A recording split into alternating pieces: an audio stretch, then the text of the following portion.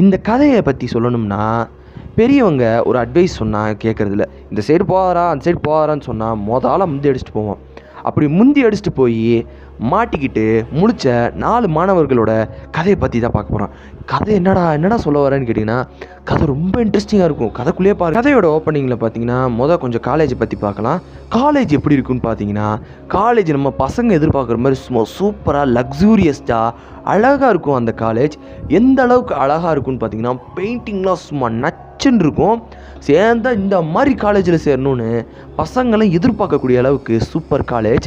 And அந்த சுற்று வட்டாரத்தையும் பார்த்திங்கன்னா நல்ல பசுமையாக நிறைய மரங்கள் வச்சு நல்லா சூப்பராக டிசைன் பண்ணியிருப்பாங்க. காலேஜையும் நம்ம எதிர்பார்க்கக்கூடிய அளவுக்கு காலேஜ் சூப்பராக இருக்கும்.